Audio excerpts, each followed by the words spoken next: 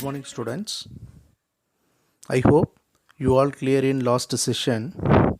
Today we are going to discuss elaborately about the theories of error. So which is very important in our physics to measuring the apparatus.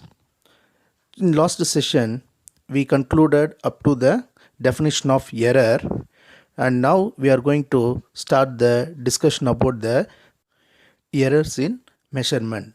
Let me discuss one by one. There are three types of errors in measurement. They are systematic error, random error, and gross error. Let me discuss one by one. First, we are going to discuss about systematic errors. Systematic errors are reproducible inaccuracy that are constantly in the same direction. They occur often due to a problem that persists throughout the experiment, which means the error occurs simultaneously. Whenever we are doing the experiment, the error will occur in many ways. Let me discuss the systematic error is again subclassified into 5 types. They are instrumental error, imperfection in experimental technique or procedure, personal error, error due to external causes, and last one, least count error. First, we are going to see about instrumental error. So instrumental error means the error which is made by the instrument, that is the instrument is not properly manufactured. So there is some default in the instrument for measuring the reading. So we have to choose the correct apparatus for measuring the reading. So this is the correctness of the instrumental error. Next, we are going to discuss about imperfections in experimental technique or procedure. So this error arises due to the limitation in experimental arrangement. That is, the arrangement of the experiment is not properly set up. So you have another example. To find the specific heat capacity of the liquid by using the Joule's calorimeter apparatus. Here the heat is the main source for the finding the specific heat of the liquid. So the heat contained liquid kept inside the insulating chamber. That insulation chamber should be properly maintained, otherwise the heat is lost the energy, the radiation will emit from the calorimeter apparatus, then the reading should not properly. So the imperfection error is maintained only the proper procedure. Next one, personal error. So this error is made by the observer while doing the experiment in proper way of carelessness. So the observer should be very careful while doing the experiment. For example, for finding the angle of the prism, so using the apparatus of spectrometer, first we have to adjust the distance object of the focal length of the eyepiece and the object piece. So these are the some important precautions before we have to maintain the adjustment of the apparatus doing the experiment. So this may causes the personal error. Next one, error due to external cause. So what is external cause?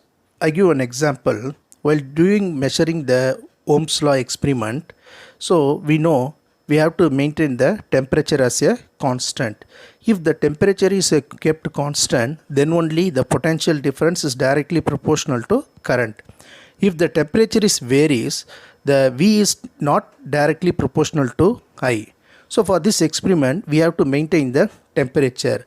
Likewise, humidity, pressure and other things we have to maintain constant for the doing experiment related to the apparatus. So we have to keep the external cause for avoiding the errors in the measurement. And last one, least count error. We all know least count. Least count means the least value of the apparatus for measuring the value. So for example, we all know screw gauge. So the least count of the screw gauge is 0.01 millimeter. So the value should be measured in the range of 0.01 millimeter.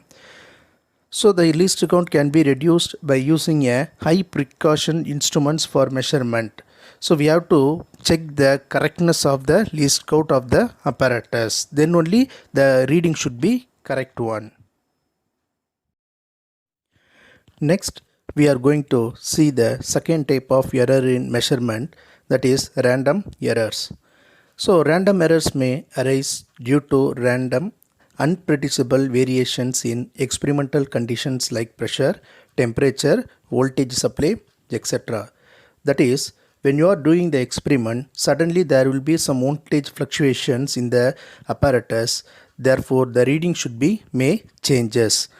Errors may also be due to personal error by observer who performs the experiment.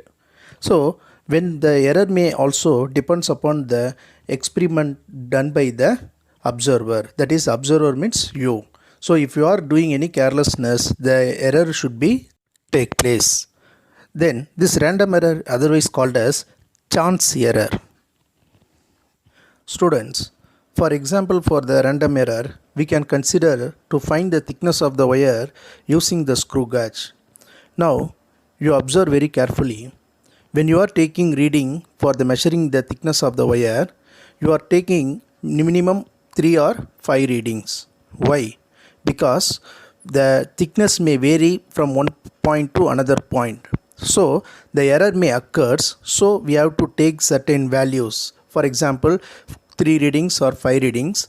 So in that reading, you have to add all the 3 readings and taken the mean value. Consider n is the number of trial reading are taken in the experiment, and the readings are A1, A2, A3 are the number of readings taken by the experiment. Now we have to calculate the mean value. Mean value, that is arithmetic mean value, means so sum of the all the readings is going to divided by total number of reading. That is our random error. So therefore AM equal to A1 plus A2 plus A3 plus dot dot dot up to AN divided by N. Here N represents the number of reading, or otherwise we can represent where AM equal to 1 by N sigma I equal to N, I equal to 1. That is where AI starts from 1 up to nth value. This way we can minimize the random error. And last type of errors in measurement is gross error. So the error caused due to sheer carelessness of an observer is called gross error. That is, this error full and full depends on the observer. For example, taking and reading an instrument without setting it properly. That is, before we start the experiment, we have to adjust all the initial things. Second one, taking observation in a wrong manner without bothering about the source of error and the precautions. That is, we have to take the reading with the correct method. We can't do the experiment in wrong method. Third one, recording wrong observation. When the instrument shows the correct reading, the observer write the wrong reading in his observation note. And last one, using wrong values of the observation in calculation. So that is, if we taken the wrong value, we substitute in the calculation, then we get only wrong value. Then how to minimize this gross error? So only by the observer carefully doing his experiment, the gross error will be minimized. Next, we are going to discuss about error analysis. By using the various method, we are going to analyze the error. So what are the? First one, absolute error. Second one, mean absolute error. Third one, relative error. And fourth one, percentage error. Let me discuss one by one. First, we are going to discuss about absolute error. The definition of the absolute error is the difference between the true value and the measured value. That is the constant value by the reading taken by the observer. That is called absolute error. Consider where A1, A2, A3 are the measured values where AM represents the true value. We are taking the experiment for n times. Therefore, for finding the absolute error, AM is equal to A1 plus A2 plus A3 plus dot dot dot up to AN divided by number of reading, or AN equal to 1 by n summation I equal to 1 to n terms where AI. Student, this formula we already studied in the random error. The same concept introduced in the finding the absolute error to analyze the error. Now we are going to find the absolute error in the first reading. So here del A1 represents the absolute error of the first reading. So how to find the absolute error of the first reading? We know from the true value we have to subtract the first one, then we get the absolute error value of the first reading. Similarly for the second reading, third reading, like that up to the del AN equal to AM minus AN, that is from the true value we have to minus the reading taken by the observer, then we get the absolute error of the each value. Next we are going to see about mean absolute error, that is the arithmetic mean of the magnitude of absolute error in all measurement is called mean absolute error.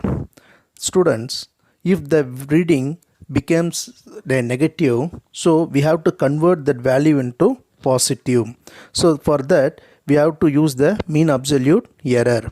Here del AM represents the mean absolute error, which is equal to modulus of del A plus modulus of del B plus modulus of del 3 plus dot dot dot up to modulus of del AN divided by n value. So we already know how to find the del A1 value. In other words, simply we can find the mean absolute error using the formula del AM equal to 1 by n sigma I equal to 1 to nth term modulus of del AI. So if you substitute where I equal to 1 from the value up to nth term, we can find the mean absolute error. Here all the value should be lies in the positive because the modulus will convert the negative value. Next we are going to see about relative error. The relative error means the ratio between the mean absolute error to the mean value. That is, the value from the mean absolute error is divided by mean value. So the relative error is equal to del AM divided by AM. Already we know del AM represents the mean absolute error and AM represents the mean value. So this relative error is otherwise called fractional error. And last error analysis is percentage error. The value from the relative error is going to convert into percentage. That is called percentage error. You see the definition. The relative error expressed as a percentage is called percentage error. Simply we can say the percentage error equal to del AM by AM. That is represented as a relative error into 100%.